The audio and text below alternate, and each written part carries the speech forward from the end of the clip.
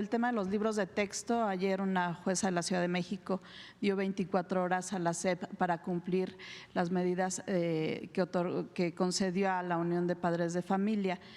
Yo quiero preguntarle qué amparos hay, cuál es el estatus jurídico que tienen, si hay alguna orden judicial para que no se distribuyan los libros, si hay algún riesgo de que una vez que inicie el ciclo, usted decía hace unos días que no se van a embodegar, pero si hay algún riesgo que por alguna orden judicial estos libros nuevos no lleguen a las aulas. No hay ningún impedimento, los libros van a llegar para el reinicio a clases el día 28 de este mes de agosto que está iniciando. Es el regreso a clases, van a estar ya los libros, no hay ningún juicio de amparo que impida el que se distribuyan los libros. No hay nada que impida eso. Se está planteando que no se distribuyan a las escuelas o a los niños hasta que no se presenten los planes de estudio, pues todavía falta tiempo para la presentación de los planes de estudio. ¿Se presentarían antes los planes de estudio sí, para cumplir, digamos, ese requisito? Sí, no hay ningún problema. Cuando se trata de estas cosas, pues siempre viene a la memoria lo que pasó en la época del presidente López Mateos, ¿no? Que hubo una campaña de los conservadores de entonces, porque no querían los textos gratuitos, los libros de texto gratuito. Era secretario de Educación Torres Bodet y se propuso a Luis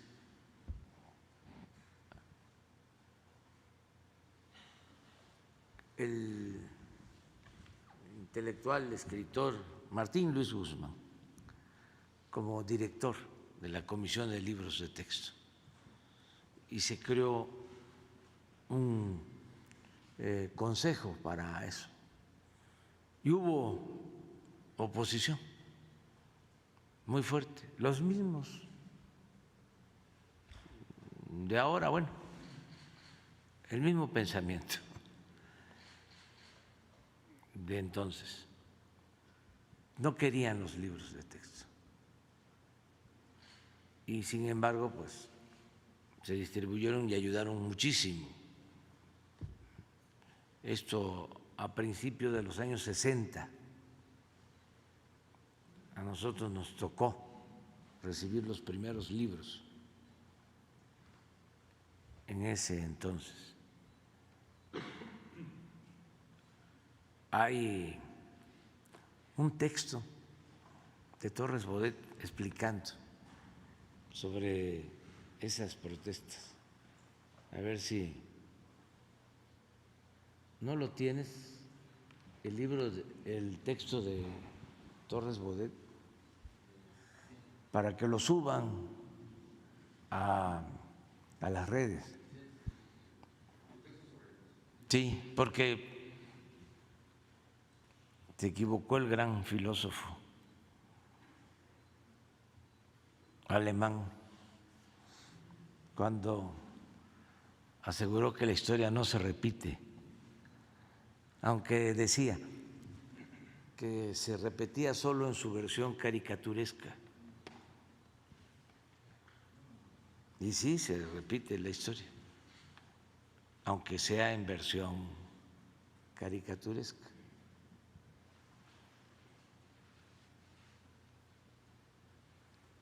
¿No lo tendrás? nada más para que quienes quieran conocer la historia de cuándo se decidió entregar los libros de texto gratuitos. Antes los padres tenían que comprar los libros y eran libros pues hechos en función del pensamiento conservador de entonces.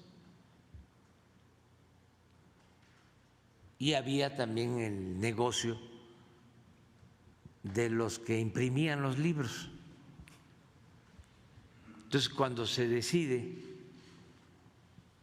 de que se van a entregar los libros de manera gratuita, libros de texto, se genera un movimiento. Y van a encontrar también que hay lugares en donde se protesta, incluso me acuerdo que en ese texto se habla de que cuando va el presidente López Mateos a un estado, a San Luis, ¿no? No, creo que a Guanajuato. A ver, préstalo.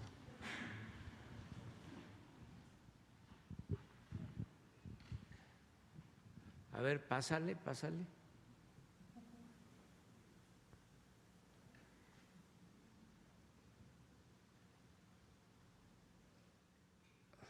Adelante.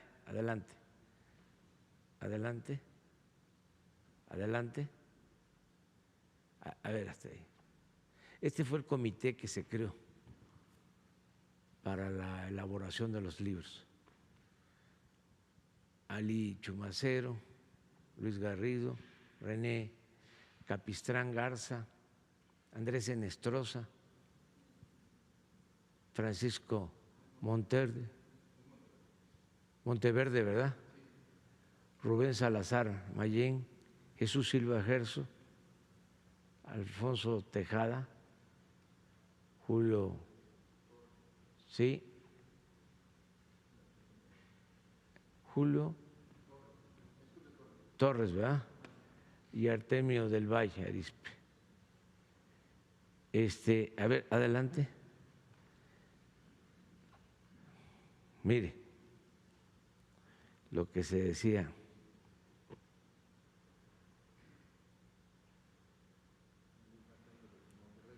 Este es Monterrey.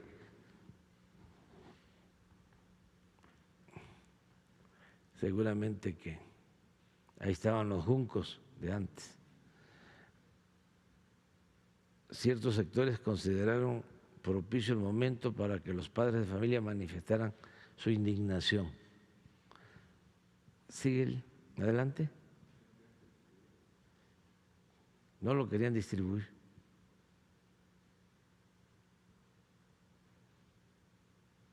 Miren, este es.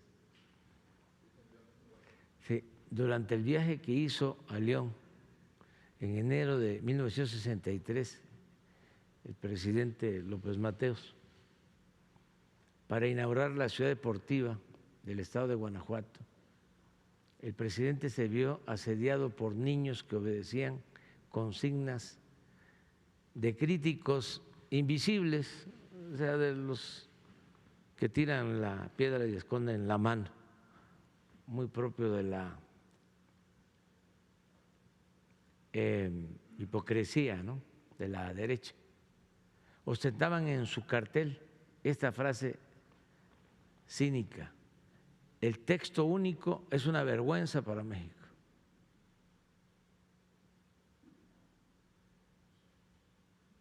¿Qué intentaban con esa injuria? Acusarnos de ejercer, dice Torres Bodet, una esclavitud mental, la que según sus ocultos guías estábamos imponiendo a los escolares mediante el reparto de los libros de texto gratuitos. Y ahí contestó el presidente: lo que es una vergüenza para México, contestó el presidente, es que las fuerzas oscuras que no dan la cara se valgan de niños para decir un pensamiento que no tienen el valor de expresar. Pero todo el texto es muy bueno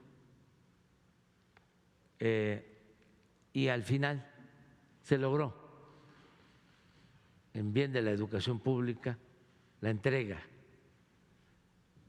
de los libros a principios de los años 60 del siglo pasado.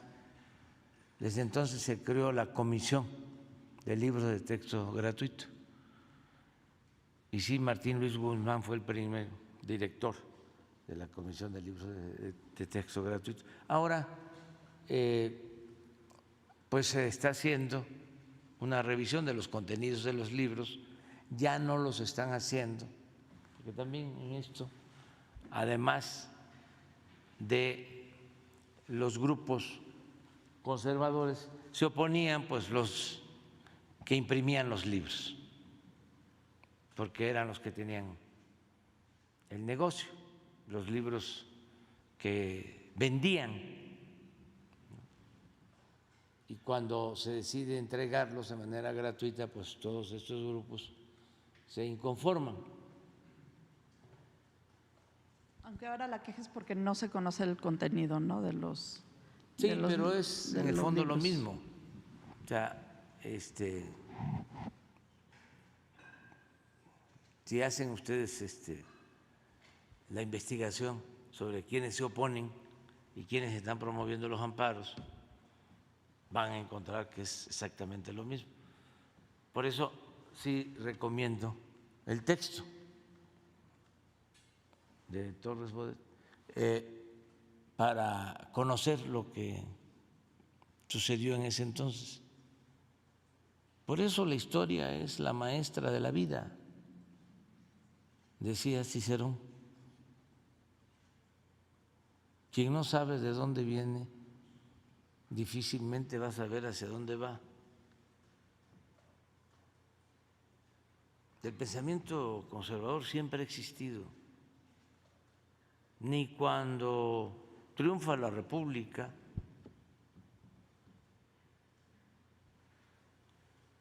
después de la guerra de reforma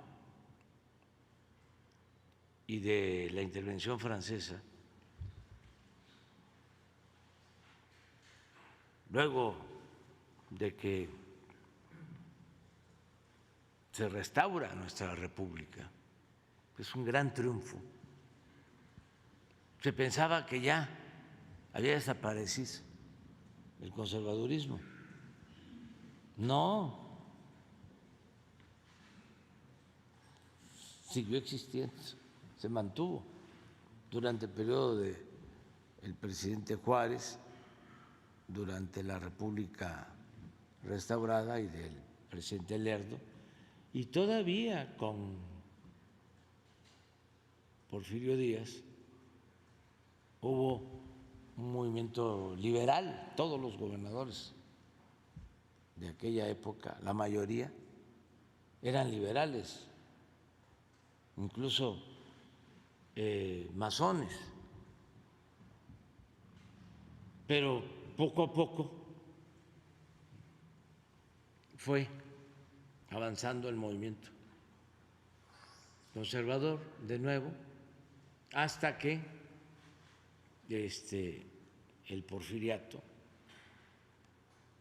se volvió completamente un movimiento conservador, contrario al pueblo, a las libertades, al grado de que resucitó, se restableció la esclavitud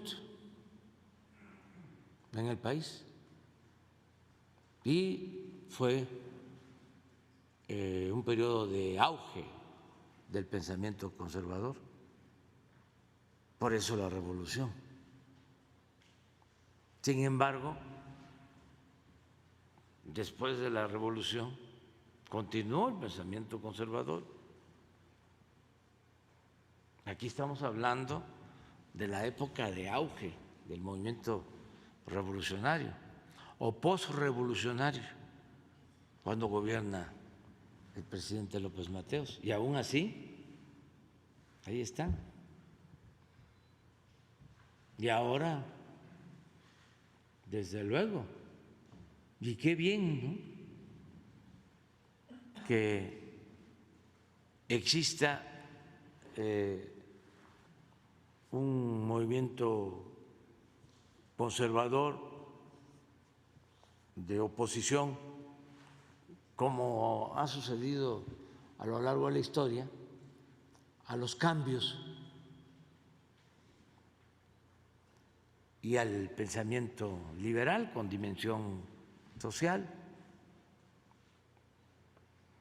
porque eso es la democracia, que no haya predominio de un solo pensamiento, que no haya un pensamiento único, y eso es lo que existe en nuestro país.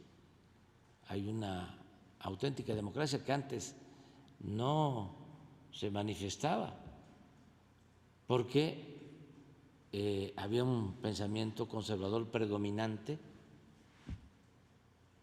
Yo sostengo de que la democracia era una fachada nada más, que lo que imperaba en México era una oligarquía, gobierno al servicio de una minoría con fachada de democracia. No había un gobierno del pueblo, para el pueblo, con el pueblo, que eso es la democracia. Entonces, ahora existe una oposición conservadora y sí hay una auténtica democracia. Por eso las definiciones, el debate y todo esto lo estamos logrando de manera pacífica, que eso es extraordinario, llevar a cabo una transformación sin violencia.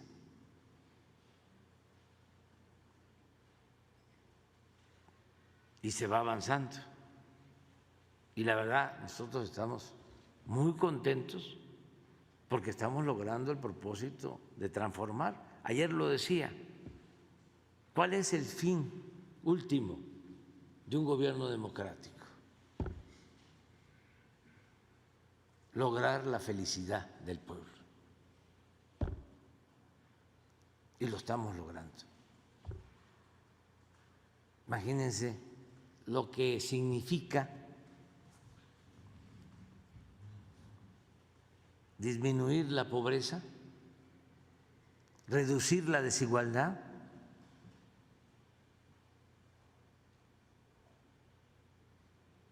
Ya me puedo ir a Palenque.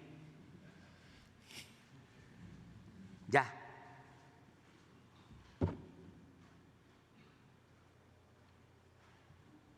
Aunque les moleste a mis adversarios conservadores, pero sí ha sido muy importante lo que hemos logrado entre todos, incluso hasta con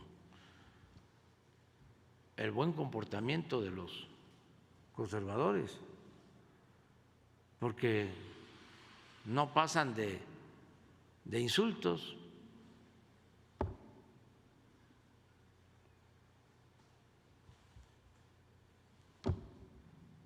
De lo que dicen los conductores de radio y de televisión en contra de nosotros, o los columnistas, pero eso no afecta.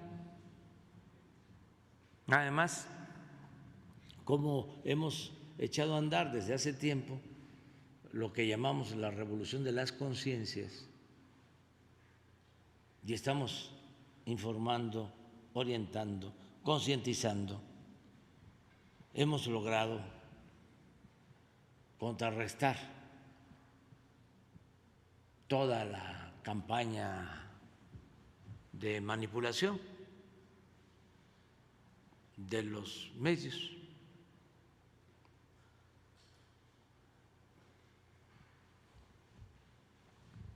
Presidente, y en otro tema le quiero preguntar, cuando fue la cumbre de líderes de América del Norte, se acordó un